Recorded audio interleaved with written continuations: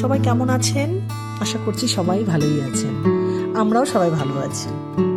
আজকে অনেক দিন পর আবার একটা নতুন ভিডিও নিয়ে এলাম। আজকে আমরা একটা মন্দির ভিজিট করতে যাচ্ছি। মন্দিরটার নাম হচ্ছে ভোগনন্দীশ্বর টেম্পল। আর এই মন্দিরে যাওয়ার পথে রাস্তায় এত সুন্দর ভিউ, তোমরাও নিশ্চয়ই দেখতেই পাচ্ছ। রাস্তাটা খুবই সুন্দর।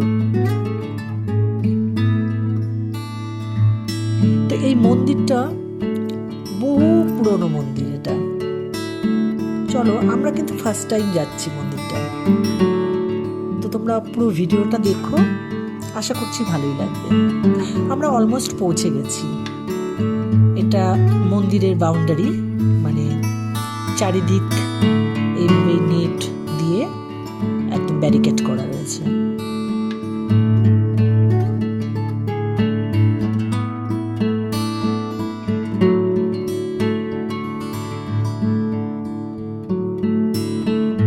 এটা পার্কিং। এই মন্দিরের তিন দিকে তিনটে গেট রয়েছে। এটা পকেট গেট বলতে পারো। মেইন গেট হচ্ছে সামনের দিকে রয়েছে, আর এক সাইডে মন্দির ভোগনন্দীশ্বর টেম্পল। চলো ভেতরে দেখা যাক।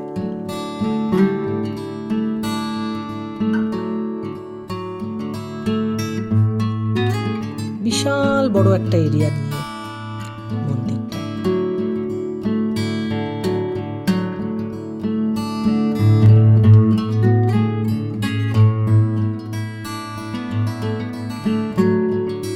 যারা ব্যাঙ্গালোর থেকে দেখছো, অনেকেই হয়তো এই মন্দিরে এসেছো।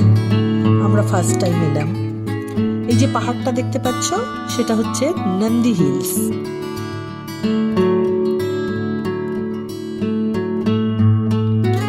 বিশাল চারটে বট গাছ না, সরি, এটা হচ্ছে অশ্বত্থ গাছ, বলে পিপল ট্রি। আর চারিদিকে এইরকম সব বিগ্রহ। আমি এখানে দেখি সাউথে এই বিগ্রহটা, মানে রাস্তার ধারে এই বিগ্রহটাই দেখি, কেন জানি না। এখানে বোধহয় এটা ফেমাস, মানে আমার মনে হয় কি নাগেশ্বর বলে আর কি, তাই তো মনে হচ্ছে। তোমরা জানিও কি ঠাকুর এটা।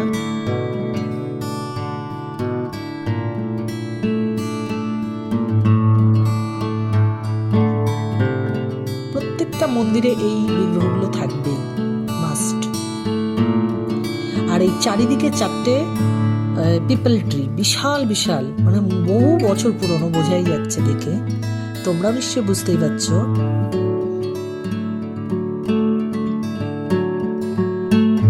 এই সাইডে একটা গেট, এটা হচ্ছে মেইন গেট একদম। আর এটাও একটা সাইড গেট। আমরা এই গেটটা দিয়েই ঢুকেছি। তার মধ্যেই আবার এনার দেখা পেলাম মন্দিরে। কে বলতো? নিশ্চয়ই চিনতেই পারছ। হ্যাঁ, গান্ধীজি ইজ ব্যাক। আমি এনার সঙ্গে কথাও বলছিলাম, বাট ল্যাঙ্গুয়েজ প্রবলেম, হয়তো আমার কথা কিছু বুঝতেই পারছিল না। তো যাই হোক, সে আবার পোজ দিচ্ছিল ফটো তোলার জন্য। আমি একটু ভিডিও করে নিলাম।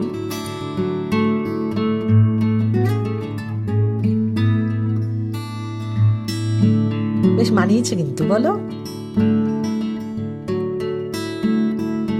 এবার আমরা মন্দিরে প্রবেশ করব, তাই এখানে এই জুতোর কাউন্টার, এটা সব জুতোগুলো আমরা এখানে জমা রেখে তারপরে হচ্ছে মেন যে মন্দির, সেখানে প্রবেশ করব। চলো তোমাদেরকে এবার ভেতরটা দেখাই। এটা হচ্ছে মেন গেট মন্দিরে। চারিদিকে স্ট্রাকচার স্টোন দিয়ে একদম পুরো বিশাল বিশাল স্টোন খোদাই করে করে সব বিগ্রহগুলো করা রয়েছে। সাউথের না সমস্ত মন্দিরগুলো আমার কেন জানি না একই রকম লাগে। আমি ঠিক বুঝতে পারি না, মানে পরে বললে আমি গুলিয়ে ফেলি আর কি। মানে সমস্ত মন্দির, যত মন্দির আমি এখন পর্যন্ত ঘুরেছি, সব মন্দির একই রকম লাগে আমার। হয়তো একটু 19-20 এদিক ওদিক, বাট একই টাইপ।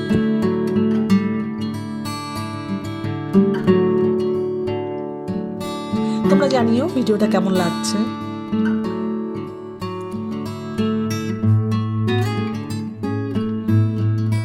এটা হচ্ছে মানে মেন মন্দির, তার চারপাশ আর কি, চারপাশটা।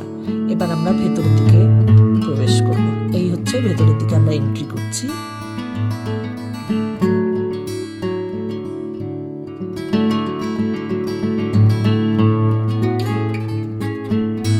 এই হচ্ছে সেই নন্দী, মেন যে মানে মন্দির কি বলবো ওটাকে কি বলে, গর্ভগৃহ। সেই গর্ভগৃহের একদম ফ্রন্টে দু সাইডে বিশাল বিশাল নন্দী আছে। দু সাইডে দুটো কি চারটে নন্দী রয়েছে, নন্দীর বিগ্রহ আর কি রয়েছে। এটা হচ্ছে বাইরেটা, বাইরে যে কোনো মানে পুজো টুজো করলে বাইরে থেকে তুমি দেখতে পারবে। কিন্তু মেন যে গর্ভগৃহ সেখানে যেহেতু মোবাইল অ্যালাউ ছিল না, তাই ভেতরটা আমি দেখাতে পারলাম না। যেটা হচ্ছে ভোগনন্দীশ্বরা, যেটা মেন টেম্পলটা, মানে টেম্পল না সরি, মানে গর্ভগৃহটা।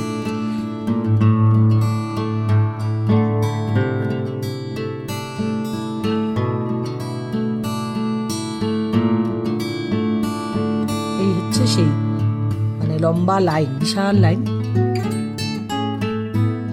এই আর একটা নন্দী আর কি, এই যে ভোগনন্দীশ্বরা টেম্পল। আর এখানে একটা দেখলাম নতুন আর কি, হয়তো অনেকে দেখেছো, মানে এখানে কোনো বাধ্য করে দরকার নেই, ওই অটোমেটিক বাজছে, হয়তো কোনো সুইচ টাইপের কিছু ব্যাপার আছে, ভেতর থেকে হয়তো সুইচ টেপে তখনই হয়তো বাজে, অটোমেটিক বাজতেই থাকে। আর এটা হচ্ছে বাইরে মন্দিরের, ওই বাইরে চারিদিকে এই বিগ্রহটা দেখো, সব জায়গায় এই বিগ্রহ দেখতে পাবে তুমি। এটা চারিদিকে একদম ওই টেম্পলটার চারিদিকে। তো চলো, টেম্পল ভিজিট করা আমাদের হয়ে গেল, এবার আমরা বেরিয়ে পড়লাম। তোমরা পুরো ভিডিওটা দেখো আর কেমন লাগছে ভিডিওটা জানিও। চলো, আবার দেখা হবে অন্য কোনো ভিডিওতে। এখনের জন্য রাখছি, টাটা। আর ভালো লাগলে একটা লাইক কমেন্ট করে দিও।